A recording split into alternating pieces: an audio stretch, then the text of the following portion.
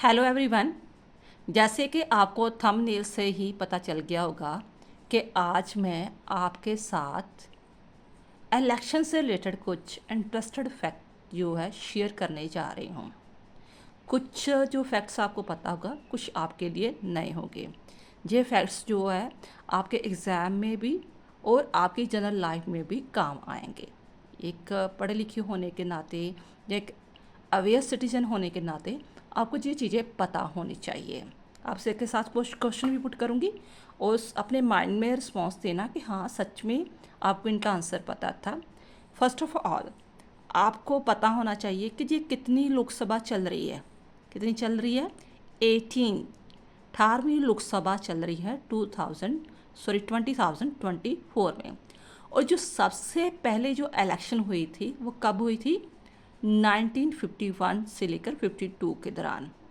वह तब भी 3-4 महीने लग गए थे। आपको पता 1947 में देश आज़ाद हुआ, 50 में हमारा कॉन्स्टिट्यूशन लागू हुआ और 51 में हमारी फर्स्ट जो जनरल इलेक्शन हुई थी कि तब लोगों ने अपने एमपी चुने थे जब जवाहरलाल नेहरू को एज ए पीएम बने थे। और तब 14 नेशनल पॉलिटिकल पार्टीज मानी जाती थी।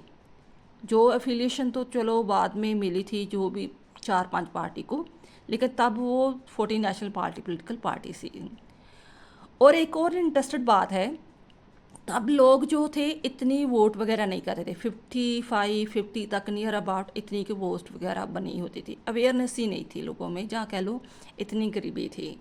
लेकिन आज अगर सर्वे किया जाए 2024 में तो 96.8 करोड़ जो वोटर है हमारे इंडिया में जिन्होंने अपनी वोट बनाई हुई है। तो आई होप ये सभी वोट कास्ट करेंगे। और नेक्स्ट है कि हमारी जो इलेक्शंस है वो अप्रैल 19 से ही स्टार्ट हो चुकी थी।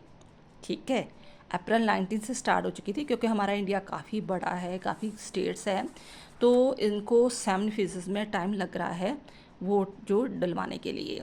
और जो इनकी काउंटिंग है वो 4 जून को होके। और इस बार जो आपको पता है कि हमारी जो वोट कास्ट है किसके द्वारा होती है? ईवीएम मशीन के द्वारा या बैलेट पेपर? बैलेट पेपर होता है जैसे एक स्लिप बनी होती है, वहाँ इलेक्शंस वगैरह के एमपी के सिंबल्स होते हैं तो वहाँ पर आप वोट डाल देते हैं, ठीक है ना, वहाँ पर सिंबल लगा कर।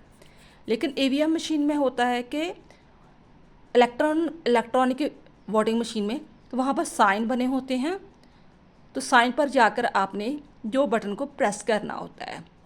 ठीक है, तो कम से कम जो है कह लो 55 लाख जो ईवीएम मशीन जो इस बार यूज़ की जाएंगी।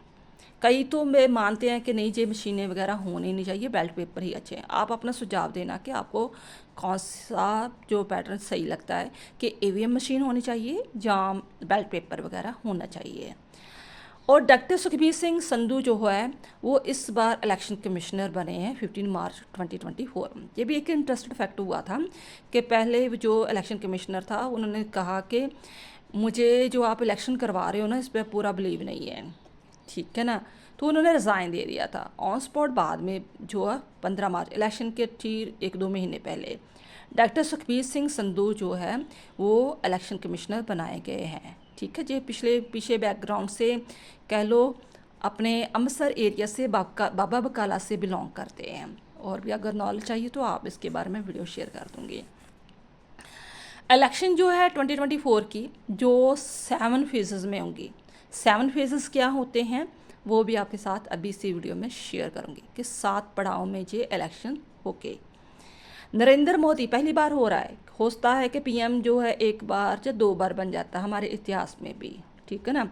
लेकिन बाय इलेक्शंस के द्वारा नरेंद्र मोदी जो तीसरी बार पीएम की जो है इलेक्शन लड़ रहे हैं। तीसरी बार नरेंद्र मोदी और पीएम की वोट पीएम के तौर पर इलेक्शन लड़ रहे हैं। और पंजाब में जो है वो 13 सीट्स ऑफ एमपी की पाई जाती है। और नेक्स्ट मैंने बात की थी कि हमारी जो इलेक्शंस है 2024 की 7 फेजेस में होंगी। तो अप्रैल 19 से स्टार्ट हो चुकी थी।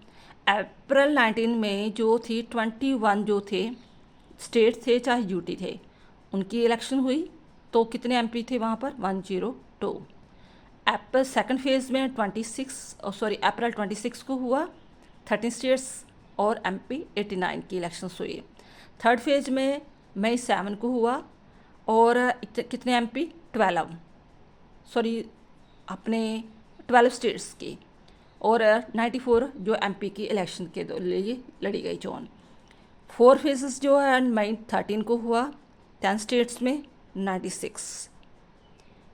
फिफ्थ फेज़ जो था वो 20 मई को हुआ 8 स्टेट में इलेक्शंस हुई 49 MP की इलेक्शन के लिए। सिक्स फेज जो था 25 को हुआ मई 25 को 7 स्टेट्स में इलेक्शंस हुई 57 MP की इलेक्शंस के लिए। और लास्ट जो इलेक्शंस है वो जून 1 को,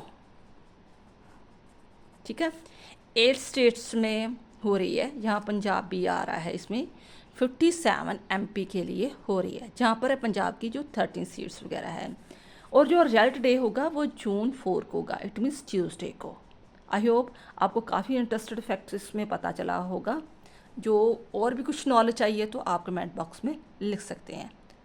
और एंड में यही कहूँगी बेटा मैं कि बेटा हर किसी को अपनी वोट का प्रयोग करना चाहिए। हम तो राइट्स बहुत मांगते हैं कि मुझे ये चाहिए, हमारी सरकारें ये नहीं कर रही। आज आपके पास एक चांस है तो आप अपनी वोट का प्रयोग करो, एक ड्यूटी समझो।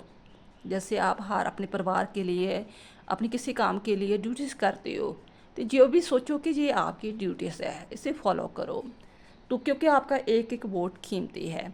मैंने पीछे भी एक वीडियो डाली थी कि एक वोट के दौरान ही कि कितना चेंजेस आ जाता है। सोचते हैं ना मेरी एक वोट से कोई फ़र्क नहीं पड़ता, लेकिन ऐसे ही सभी सोचते जाएंगे तो कितना फ़र्क पड़ेगा। हर किसी की वोट इम्पॉर्टेंट है। अगर आपने जहाँ पर दूसरी बात, अगर आपने जहाँ पर सही वोट का प्रयोग नहीं किया तो फिर आप 5 साल कोसते रहोगे, ठीक है। आप 10-20 साल देश को और पीछे ले जाओगे। फॉर दिस रीज़न मैं बार बार कह रही हूँ, प्लीज़ प्लीज़ अपनी वोट का सही से प्रयोग ज़रूर करना। थैंक्स बेटा।